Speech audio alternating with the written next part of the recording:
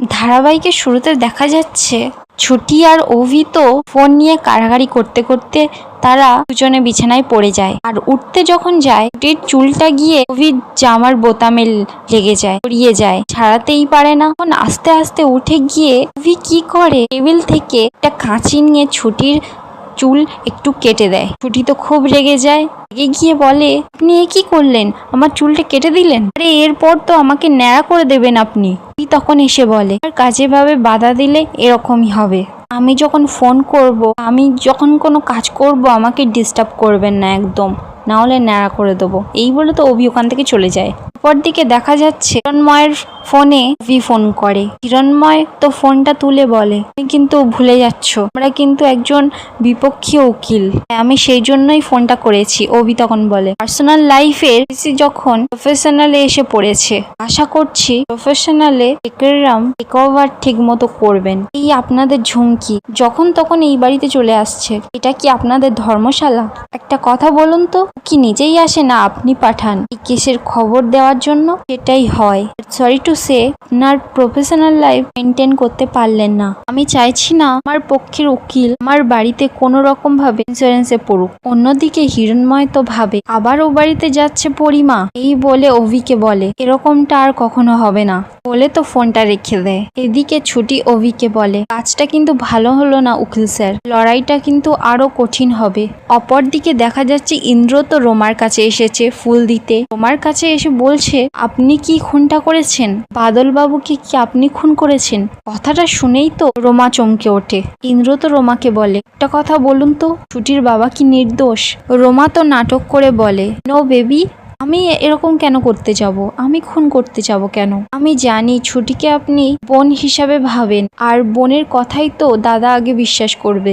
ইন্দ্র একবার বিশ্বাস করুন, আমি এরকম কাজ করতেই পারি না, আর প্রমাণ তো সবার সামনেই আছে, তাই না বেবি? আর যে যাই বলুক না কেন, অ্যাটলিস্ট আপনি এরকম বলবেন না। আমার খুব খারাপ লাগে, আমার তো খুব কষ্ট হয় বলেই তো নাটক করে ইন্দ্রকে জড়িয়ে ধরে। তখনই দেখা যাচ্ছে ওখানে রুদ্র চলে আসে আর ওদের দুজনকে ওই অবস্থায় দেখে নেয়। রেগে গিয়ে যখনই তার গানটা বার করে শুট করতে যাবে, তখন তো রোমা ইশারা করে ওখান থেকে চলে যাওয়ার জন্য। তখনই দেখা যাচ্ছে পেছন থেকে জ্যোতির্ময় এসে রুদ্রকে নিয়ে ওখান থেকে চলে যায়। এদিকে ইন্দ্র যখন রোমাকে বলবে, আচ্ছা আমরা ভিতরে কথা বলি বসে, রোমা তো বাহানা দেখায়, না ভিতরে তো দাদা আছে, আর আপনি যখন আমাকে ট্রাস্ট করেন না তাহলে আর কি বলবো বলুন, আমরা কাল বাইরে একবার দেখা করি।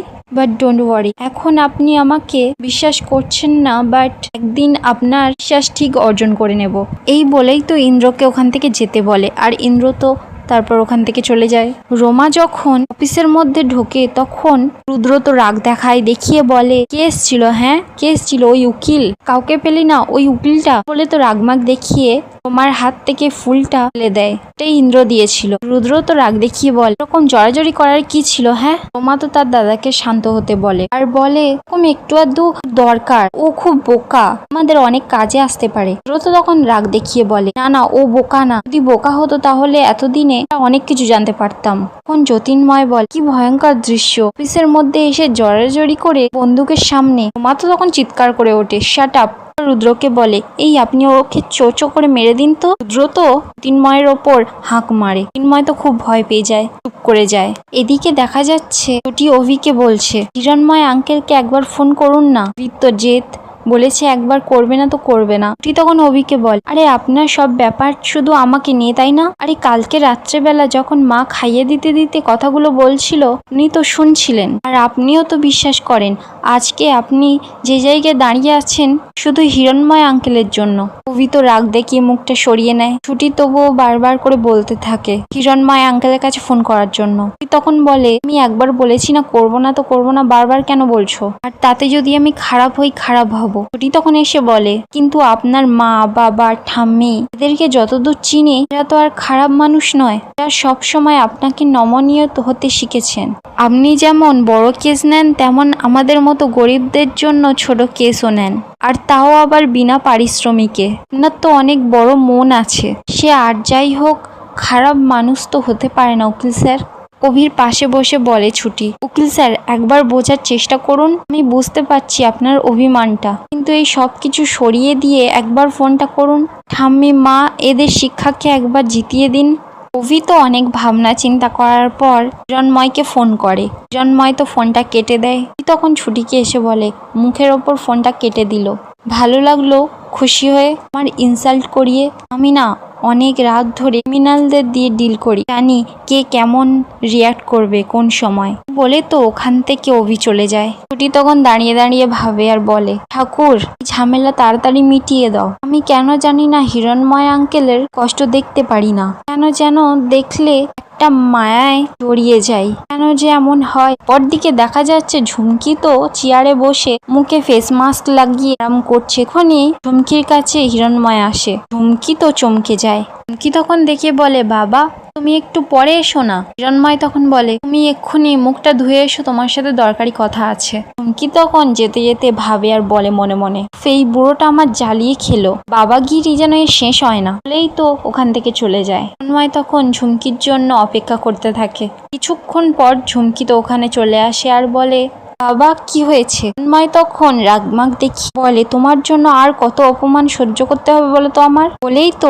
যা যা বলিয়েছিল ঝুমকিকে শোনায়। ঝুমকি তো সবটা শুনে তুতলে তুতলে ভয়ে ভয়ে বলে, বাবা বিশ্বাস করো আমি এসব করিনি, ওই সবটা ছুটিই করেছে, আর না হলে অভি এরকম নয়। আর ওর এত সাহস কি করে হয় আমার বাবাকে। হিরণময় তখন বলে, তুমিও তো আমাকে মানছো না, আমি তোমাকে ওই বাড়িতে যেতে বারণ করেছি বারবার, তাও তুমি ওই বাড়িতে যাচ্ছ বারবার বারণ করা সত্ত্বেও। আর ওরাই বা মানবে কেন?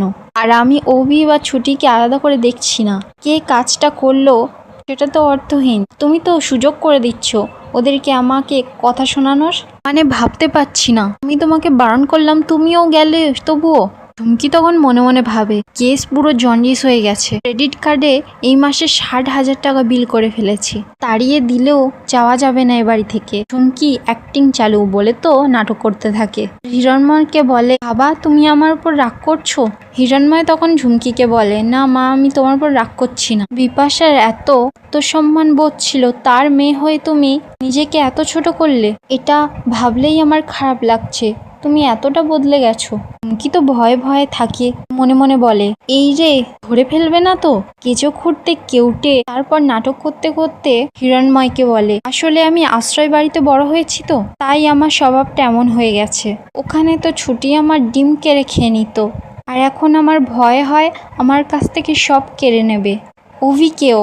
হিরণময় তখন বলে, আমি বুঝতে পারছি তুমি একটা অন্যরকম ভাবে অন্য জায়গায় বড় হয়েছো, বেড়ে উঠেছো, কিন্তু রক্তের টান বলেই তো একটা কথা আছে, সেটা কি করে ভুলে যাচ্ছ? ঝুমকি তো তখন মনে মনে বলে, কোনো রক্তের টান তো নেই, সব রক্তের টান তো পুরোটা ঢপবাজি। ঝুমকি তো এবার আরো নাটক করতে থাকে আর কাঁদতে থাকে। হিরণময়ের কাছে যায়, বলে, বাবা আমাকে ক্ষমা করে দাও। হিরণময় তখন বলে, আমি তোমার কান্না দেখতে চাই না, আমি তোমার পরিবর্তন দেখতে চাই। ঝুমকি বলে তখন, আসলে ঠাম্মি তো একজন বয়স্ক মানুষ, উনি এতবার করে ডাকেন, তাই ওনার কথা আমি ফেলতে পারি না।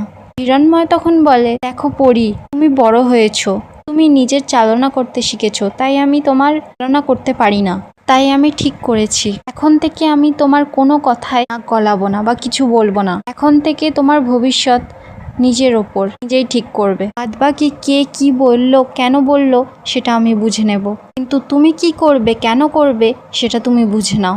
বলেই তো ওখান থেকে চলে যায় হিরণময়। ঝুমকি তো ওখানে দাঁড়িয়ে দাঁড়িয়ে ভাবতে থাকে আর বলতে থাকে, এবারে মনে হচ্ছে বুড়োটা একটু বেশি চটে গেছে, আর বাদবাকিদের দেখে নেবে মানে কি বললো তো কিছুই বুঝলাম না। অপরদিকে দেখা যাচ্ছে অভিদের বাড়িতে তো হিরণময় চলে এসেছে আর ডাকাডাকি শুরু করে দিয়েছে। হিরণময় যখন বাড়ির ভেতরে আসে তখন ছুটি তো হিরণময়ের সামনে আসে আর বলে, হিরণময় আঙ্কেল আপনাকে কতদিন পর দেখলাম, কতদিন পর আমাদের বাড়িতে এলেন। তখনই ওখানে শতরূপা চলে আসে আর বলে, দাদা আপনি বসুন না, আপনার জন্য গ্লাস দিয়ে চা বানাচ্ছি। এই তো ওখান থেকে চা বানাতে চলে যায়। তারপরে দেখা যাচ্ছে ওখানে ঠাম্মি চলে আসে আর হিরণময়কে বলে, হিরণময় আমি জানতাম তুমি কতদিন আমাদের দিক থেকে মুখ ফিরিয়ে থাকবে, আজকের সম্পর্ক আমাদের হলো। তারপরে দেখা যাচ্ছে তো ওপর থেকে নিচে আসছে, ঠিক তখনই জয় ওখানে চলে আসে আর হিরণময়কে দেখে বলে, আরে হিরু, আমার সেই ছোট্টবেলাকার বন্ধু, কতদিন পর দেখা হলো, তাই না মা? আমি না সবটা শুনেছি, শতরূপার কাছে সবটা শুনেছি। দেখ ভাই, একটা কথা বলি, কাজের জীবনের কথা বা সবকিছু ব্যক্তিগত জীবনে আনিস না। আয় বস ভাই। দিকে দেখা যাচ্ছে অভি তো ছুটির কাছে আস্তে আস্তে বল, কেস তো আরো জটিল হয়ে গেল। আপনি দয়া করে হাসি মুখে ওর সামনে অপমানিত হতে যাবেন না, তখন হিতে বিপরীত হয়ে যাবে আর তখন আমি রিয়েক্ট করব। তো বি কেয়ারফুল, এখানে সবাই আছে, আমাদের স্বামী স্ত্রীর নাটকটা করে যেতে হবে। ছুটি তখন বলে অভিকে, আচ্ছা ঠিক আছে, তবে আগে শুনতে হবে হিরণময় আঙ্কেল কি বলছে। যাই হোক, এটা ভুলে যাবেন না, হিরণময় আঙ্কেল কিন্তু খারাপ লোক নন, তাই রাগের মাথায় পরিস্থিতি ঘেটে দেবেন না। আর এখানেই আজকের পর্বটা শেষ হয়ে যায়। ভিডিওটা কেমন লাগলো কমেন্টে জানাতে ভুলবেন না।